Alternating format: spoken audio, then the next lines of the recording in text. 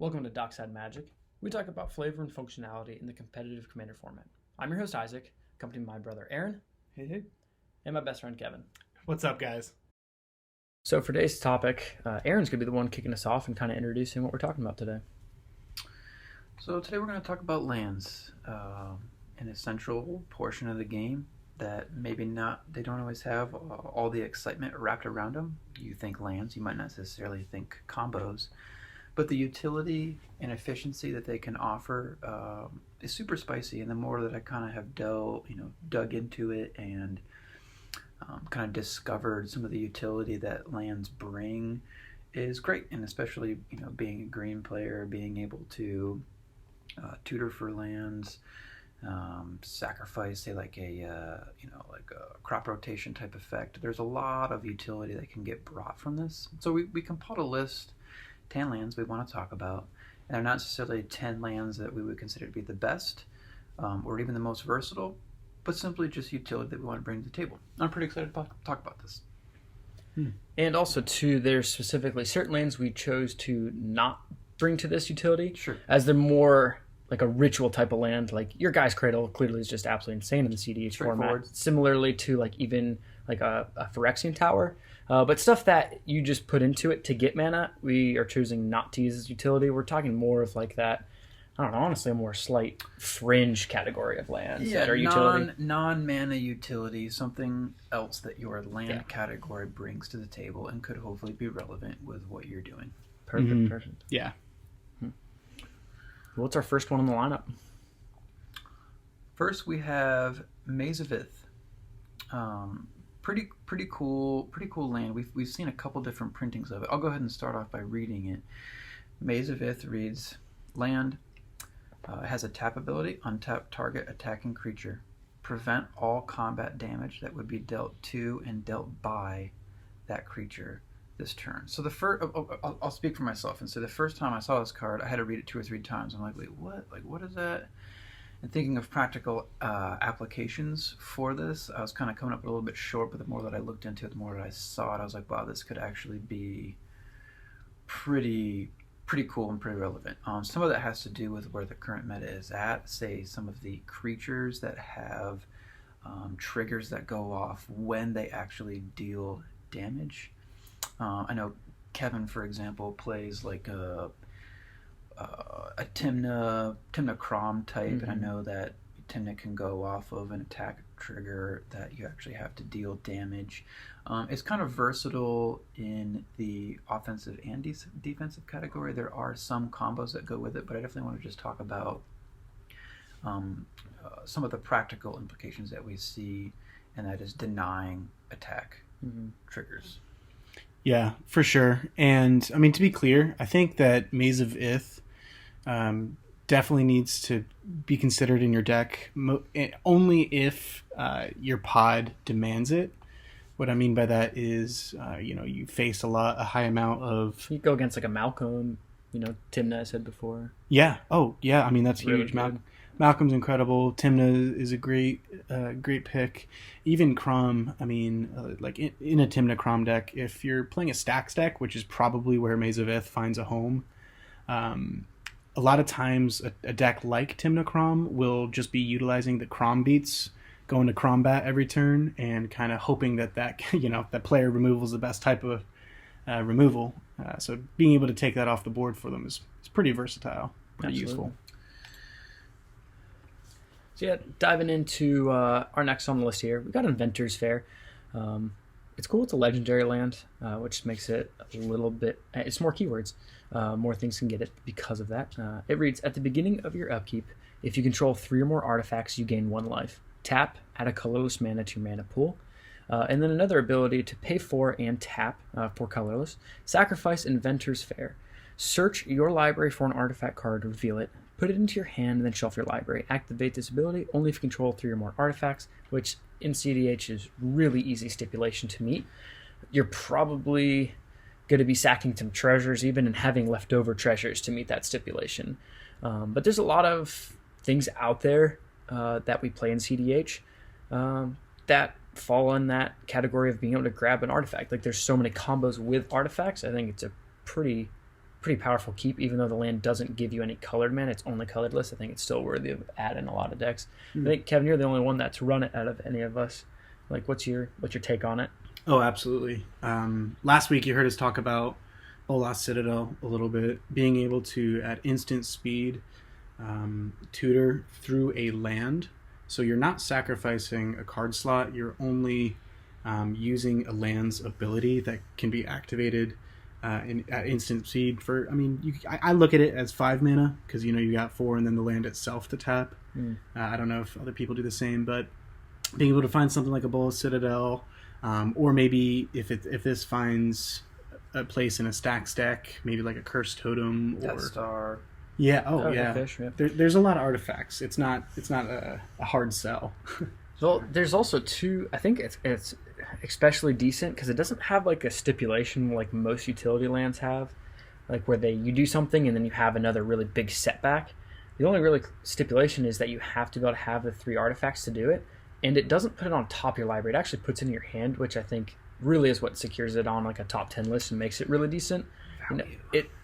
I feel like utility lands that do something and it's really convoluted and kind of hard to get to the end all result, like going on top and then something else crazy. Like you also have to discard an artifact from hand to build it. Like it's pretty cut and dry. It's not, a big brain card to have to do. For sure. I also think that one last thing that's worth mentioning on Inventors Fair is that it's probably not going to find a slot in a higher colored deck. Yeah. I think 2 colored decks are where this makes the most sense. Low density or something that's specifically using artifact combos. Ridiculously cool artwork as well. Mm-hmm. Next up, we got Vajukabog. This is one that I feel like I've been seeing a little bit more, just as far as popularity goes. Being able to, help shut down a Reanimator type deck. This is where this comes into play. So reading the card, it says Vajukabog enters the battlefield tapped. When Vajukabog enters the battlefield, exile all cards from target player's graveyard. Then of course it just has the tap and add a swamp to your main pool. Really neat, pretty straightforward, but being able to tutor this spell and dump it in at instant speed again through like a crop rotation or something like that, or even just playing it as your land for turn. Yes, it comes into play tapped, but the ability to shut off somebody, or cut somebody off from their graveyard is so incredibly useful. If someone's playing black and you can identify if they're playing some kind of Reanimator strategy, even if they're not playing back, even if they're playing like a Underworld Breach strategy, it's just you're gonna go and slows that roll from like, happening. no, here's a problem. It's on a land. It's very difficult to interact with this because usually when you're bringing into play, like you can't respond necessarily to a land. Super versatile, really useful. It certainly shuts down Kess when I play her. I hate seeing Vajukabog played. I like how you said that it can be tutored out with and right into play with something like a crop rotation. Really, I think it's kind of like an 80-20 rule, more or less. 80% of the time, if you see a red deck, they're probably going to be playing Breach. Even if it's just a value piece. Sure. Yeah, or like cards that care about this kind of stuff, like Threshold, like Cabal Ritual, for instance. Right. I mean, before a tournament, maybe you sideboard Vajukabog if you see a lot of red or black, you can comfortably be like, all right, Vajukabog's maybe a good utility to toss in. If I'm browsing decks and I see a sideboard, which can usually consist of a couple cards, if they're on black, Vajukabog is one of the number 1 sideboarded cards that I see. Yeah. And it's for good reason. That's a great... The only downside of the card is it comes in tapped, which... Don't like it. Yeah, CEDH, anything that enters tapped is almost impossible. I think this is one of the only allowable tap lands in cEDH. Sure. I think that's definitely true. I think my favorite part, in contrast to that, is that it only exiles one player's graveyard, so you yourself can continue to do your graveyard shenanigans. Right. It doesn't give an effect like grafting. It hits and you don't have to Bajuk everyone's bog. You just, there's one person's. So, Kevin, give us the rundown on our next card, Dryad Arbor. Oh, for sure. So, Dryad Arbor, it's a land creature. It's a forest dryad. It's a 1/1, and it just taps for green. This one's a little funky, but it serves a large range of purposes. We were just talking about like reanimator stuff, or a lot of times that what goes hand in hand is a lot of sacrifice game plans, and having a land that can also be sacrifice fodder, may it be for rituals or like a tutor. Dryad Arbor just definitely puts up an impressive amount of utility. I really love Dryad Arbor's utility in being a land or forest. I think that for myself personally, being able to play like a Sylvan Tutor for 0 in the X and being able to cheat in Dryad Arbor that way is just a cool bit of ramp that helps green be consistent. But what I oftentimes see is, there just being a value piece from it being just like it counts as a creature for your Gaia's Cradle. Yeah. Or I feel like what I most commonly see is when it gets towards the mid game, this gets sacrificed to, whatever type spell that you need to sacrifice a creature as part of the cost or for value. It's just super versatile. And yes, you don't get to tap it when it comes into play due to summoning sickness, but in the larger scheme of things, it's a small drawback for the benefit that it provides. Yeah. I also kind of neglected till just now to realize that it's fetchable from fetch lands. It has the forest as its identity, which is kind of crazy. But I see Dryad Arbor come a lot from like a Green Sun Zenith, a Finale of Devastation. There's a ton of different instants and sorceries that you pay into an X or something like that, and then a green or 2 green, and it lets you grab a creature and put it on the battlefield for like the X cost. Well, there is no CMC of it, so you can just dump it into play. And there's a Court of Calling. I mean, there's a very large amount of them out there. So it ramps you while ramping you with that Gaia's Cradle, like you said too. It's sweet. Green's not hurting for creature tutors. Isaac, actually, is this worth a consideration for something like your Hermit Druid strategy, just to have another creature that you could potentially sacrifice to your Federaton? I might play this though. But, hot take on the air. I might play this though. Yeah, I think that you made the correction there from what I was saying. Green Sun Zenith is how you get it into play from like a turn 1. Yeah, turn 1 Green Sun. Yep. Ramps you 1 extra. That's impressively good. Mm-hmm. Isaac, what's our next one here? Yeah, we have Mystic Sanctuary. It's a land and has the identity of an island, so it is fetchable. It reads, tap for a blue. Mystic Sanctuary enters the battlefield, tapped unless you control 3 or more other islands. There's another stipulation. When Mystic Sanctuary enters the battlefield, untapped, you may put target instant or sorcery card from your graveyard on top of your library, which is super awesome to be able to... this will be your when it enters, this will be your 3rd island of that, so you only have two islands out, and there's a lot of combos that with it. Like, you're familiar with a lot of the combos, Kevin. I don't know. I played this in Kess a lot just as like recursion value because I played off the graveyard, but in a lot of accounts it's pretty easy to put in a lot of decks. What's your thoughts on it? Yeah, for sure. Mystic Sanctuary has a lot of really cool loops, with the most popular ones are probably the Time Twister loops. I think what a lot of people miss about Mystic Sanctuary, because it's pretty easy to see that, the value is clearly there. You're going to be able to put some valuable, piece back on the top of your library. Just like Dryad Arbor, as we were talking before, this is just an island. So any fetch land can fetch this out for you as soon as you hit that threshold, or critical mass, if you will, of islands, so that you can just go off. Which, to confirm, I misspoke. I said you need this and then 2 others. It's 3 or more other islands, so you have to have 3 already out. That's my bad. But continue with what you're saying, Kev. Oh, yeah, no, for sure. It's just a really, really cool lands. I mean, this one's one of my personal favorites, probably one of more of my like pet cards. It does require that you have to run all these islands. So again, high tide really works out. Well, yeah, actually, the high tide is definitely it's a strong argument right there. You play it in lower density colors for sure. Exactly, it's not going to most 5 color decks whatsoever. I don't think. 100% my point. But nice. Yeah, Aaron, you're going to definitely have to walk us through this Cavern of Souls one here, our resident creature player. Wow. Know your place. Creatures are in place. Cavern of Souls. Yeah. As Cavern of Souls enters the battlefield, choose a creature type. It reads, tap, add 1 mana to your mana pool.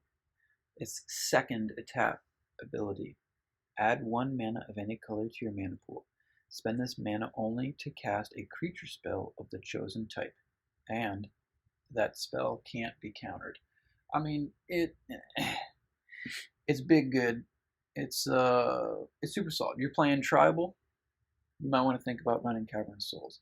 Even if you're running, let's say, a creature-dependent strategy where it narrows down to 1 or 2 creatures that share a creature type, hopefully with your commander.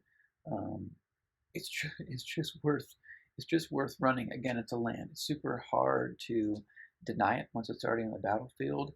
The versatility of being able to have any color land option to cast the specific creature type that was chosen is versatility in and of itself.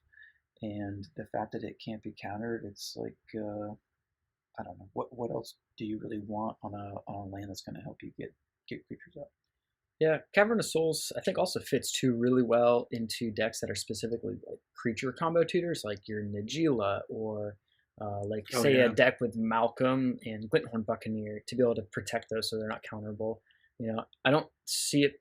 It works in 5 color decks or higher density colors, but it's definitely a little bit better the lower you are, I think, in colors. It's a terrific safe card. It's like it's a good assurance to have out there. You see it a lot in dragons. You see it a lot in elementals, some goblin, some elf. It's just, I don't know. Don't forget pirate tribe. I think it's coming. There's one more area that we haven't covered on Cavern of Souls, and you probably don't see the strategy as much these days. It's a classic strategy that being food chain. If you're able to name, your goblins, so Squee doesn't. You're not even able to counter Squee. Not that that's the most important thing. I would more often than not probably be naming your Prosh, your Corvold, or your Niv Mizzet, whatever commander you're actually playing. I probably name their creature type, but being able to indefinitely seal the deal on the food chain line, I think with the Cavern of Souls, is pretty sweet. Mm-hmm.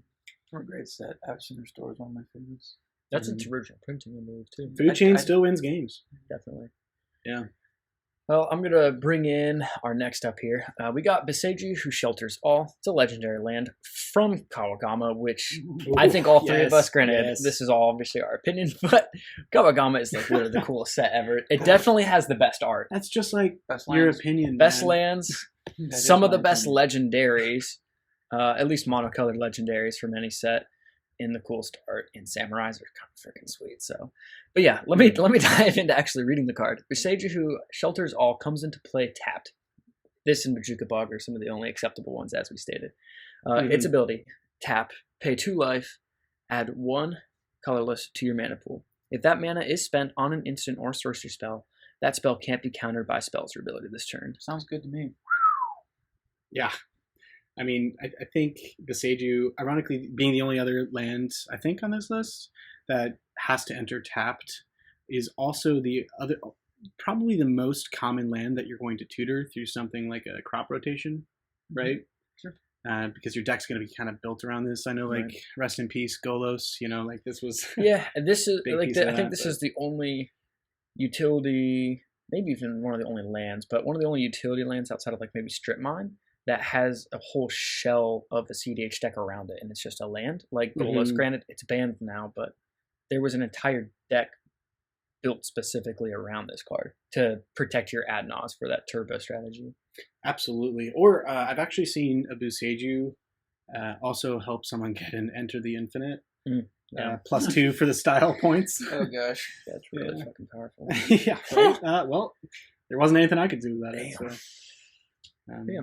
Having stuff just to be protected is insane. Most of, I feel, The majority of people's win, at least enabling cards, are instants and sorceries in cEDH currently. There's definitely a lot of win combos that don't need them to be instant or sorceries, but a lot of things that get you there are instants, and a lot of them have colorless mana in them. Oh, yeah. I'd say most of them aren't solid pip colors. They have colorless in them, so you're going to be able to use Visage to ensure it's not getting countered. God, yeah, defensively too. I mean, that also makes your delay uncounterable.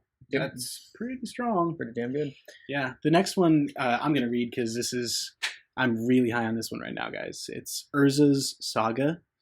It's probably the most unique, if not, it's the newest, I think, on our list. It reads, as this saga and after your draw step, as this saga enters and after your draw step, add a lore counter. You're going to sacrifice once it hits 3 lore counters. The first one, the land is going to gain tap to add a colorless. The second one is where things begin to snowball. Urzas Saga gains for 2 and tap, create a 0/0 colorless construct artifact creature token with this creature gets +1/+1 for each artifact you control. So you pretty much get an Urza construct, just like the commander gives you. And then the third one, this is where the real power kicks in and why I think I'm so high on it. It says, search your library for an artifact card with mana cost 0 or 1, put it onto the battlefield, then shuffle directly into the battlefield, and you still have the first ability to create another construct or tap it for colorless before it gets sacked.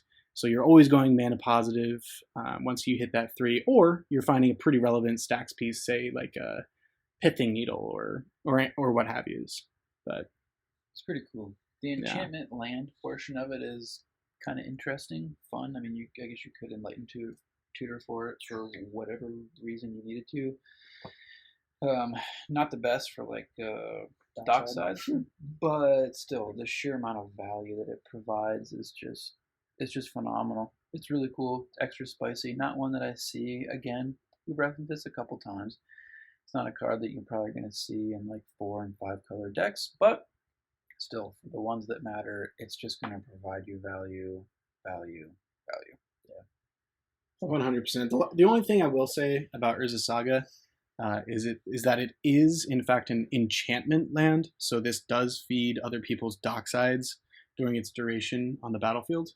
But yeah, that's really its only thing.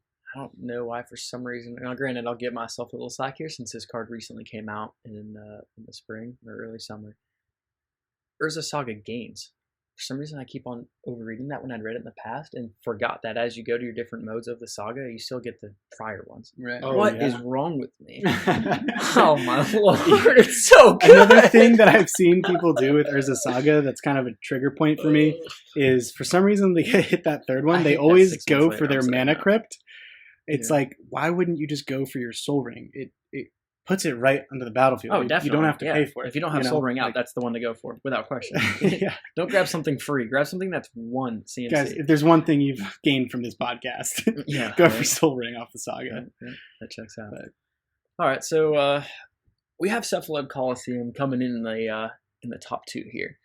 Cephalon Colosseum reads, tap, add a blue to your mana pool. Cephalon Colosseum deals 1 damage to you, which I love that it has this ability because it's never a dead land. It's always doing something. Pinging you for 1, great, the pain of that hurts, but it has that second ability with Threshold. Threshold is a stipulation requiring you to have 7 or more cards in your graveyard to be actually to do this, but tap for a blue, and then tap the land itself, sacrifice Cephalon Colosseum, target player draws 3 cards, then discard 3 cards.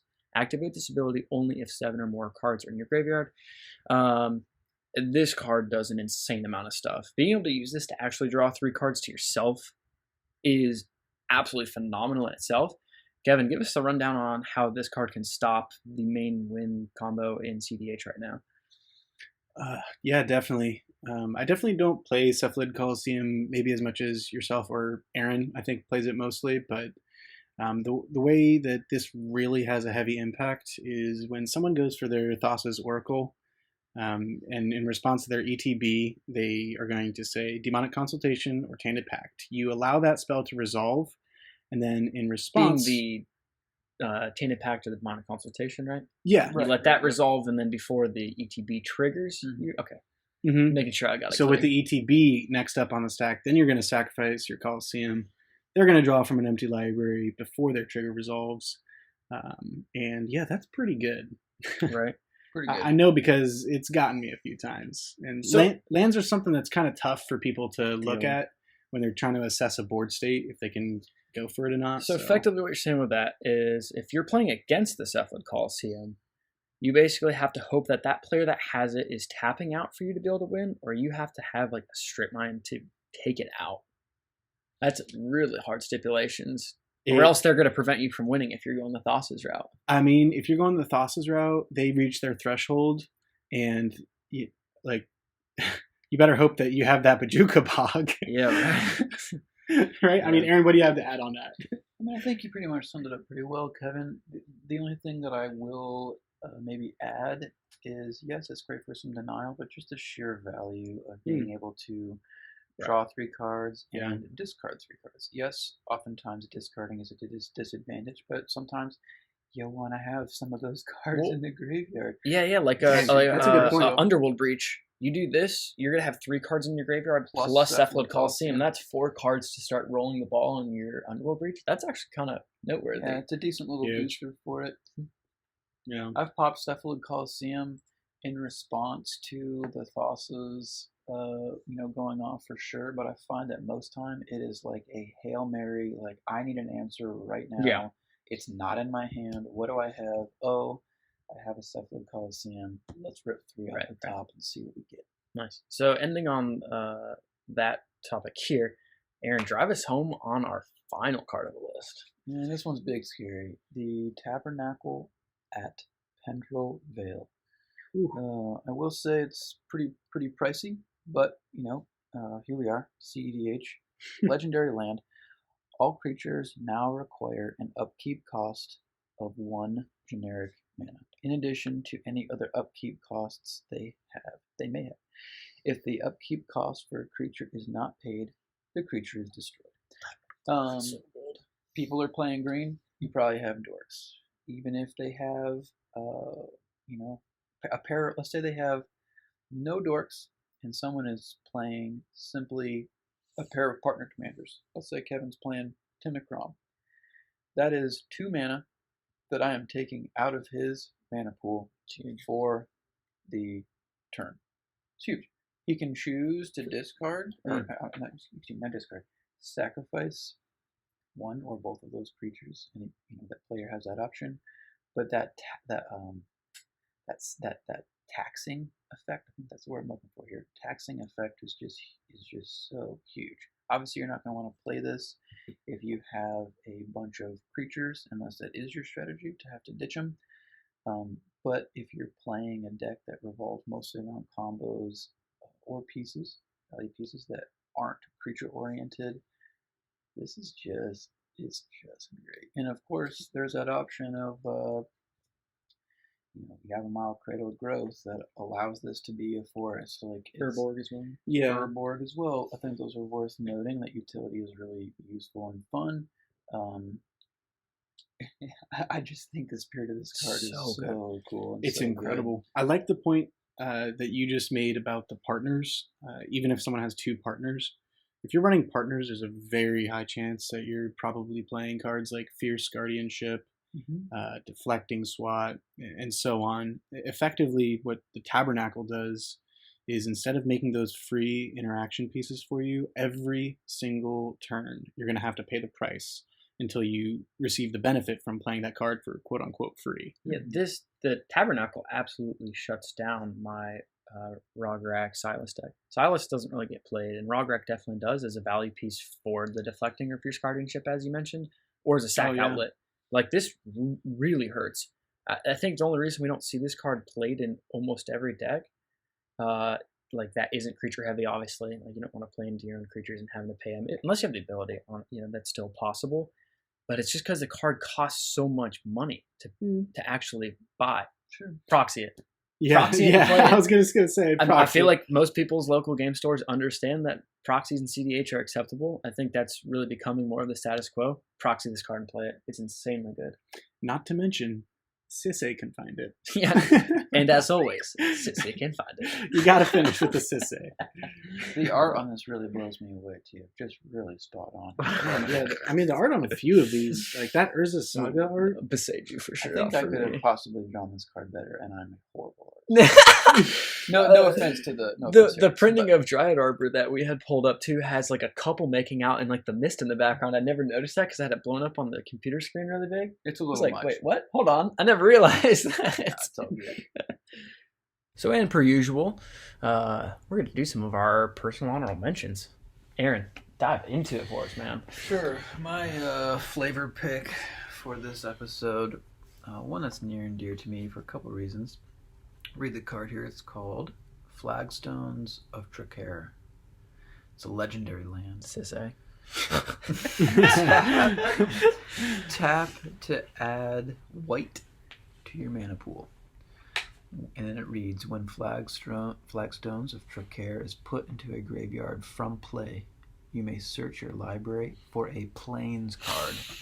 Put it into play tapped. That's going to be a tundra every time. If you do, shuffle your library. So the immediate thing that come to mind is like lands matter. You're going to get a couple ETBs off of this if it gets destroyed. I keep referencing the crop rotation, and by crop rotation I mean basically just land replacement or land tutor type effects. You sack this to crop rotation to go get whatever land you want. You can go grab a plains, and by plains I mean it could be a plains card. Period. Dual lands are eligible for this. It does put it into play tapped, but still being able to replace itself is just super cool and super spicy. This one, I think, was really my flavor find. I did a big Yasharn dig, and this was one that I found hidden in someone's list where I was like, why have I never heard of this card? This card is so good. Yeah, that's right. Are there other crop rotation effects that you can kind of take more advantage of this? Haro does something similar, I think. You can't go get any land. You go get basics, but you do get to sacrifice a land. There is... you can strip mine your own land. There is an elf that basically does the same thing as crop rotation. It's just great. And like I said, some of this boils down to just my personal flavor, but it's something that I find... Are there combos with this? It is pretty cool. Yeah.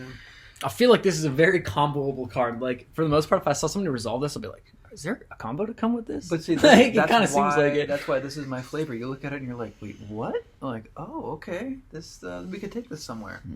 It's fun. It's worth looking into, and the lines that go from it are, like, again, just very flavorful. The artwork on this card looks like a post-damnation.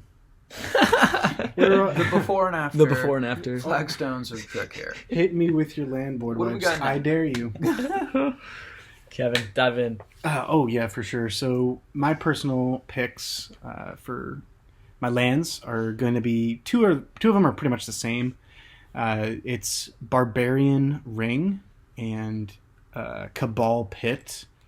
Both of these also require that same threshold as the Cephalon Colosseum that we were talking about earlier, except for they're the Rakdos edition. So one of them is the black, one of them is the red.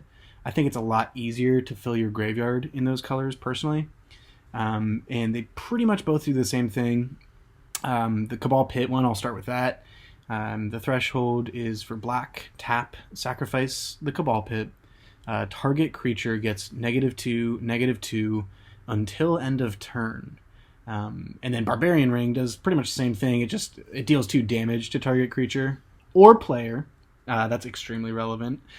Someone gets a little greedy on that ad nause. It feels good to KO someone with a land, But no, the versatility on these I think are both huge. I mean, Aaron, I think I've mentioned before, he plays a lot of Kennen. I want to talk about that. He plays a lot of strictly 2 CMC commanders, as stated before. Yeah, I'm into these your picks, Kevin, but I want to talk to this real quick. Having creatures that you can quick zap or a player's face you can zap is super relevant, super good.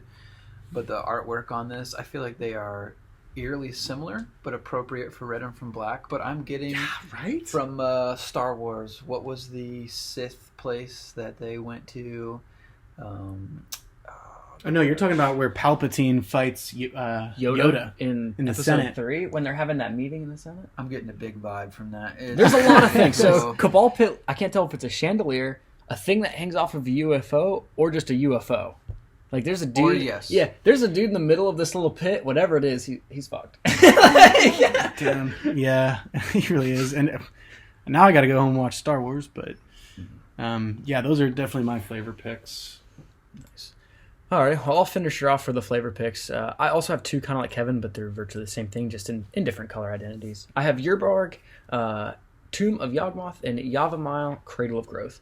Both legendary lands. So to say. Don't say it. Oh God. Urborg allows you to each land is a swamp in addition to its other types, and then Yavimaya does the same thing but for green.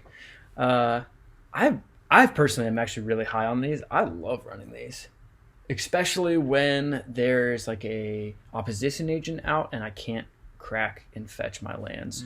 To be able to still have my lands do something, and these also do something for themselves. Like they also still tap for their respective colors. Like I think they're really easy to put in a lot of decks. Yes, you do help everybody. It's kind of like a global effect. I was going to say, the only thing I'll add to that is I love that you love these. Let's also say, maybe too, you know, we've referenced Turbo Ad Nauseam quite a bit. These lands allow you to kind of navigate a little bit of life loss.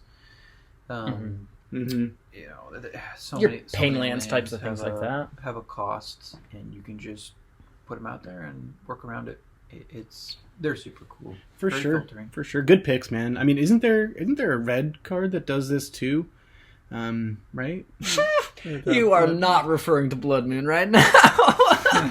Insert Magnus of the Moon. Oh, you're damn right. Get out of here with insert the Anakin here. and Padme meme in addition to their other lands, right?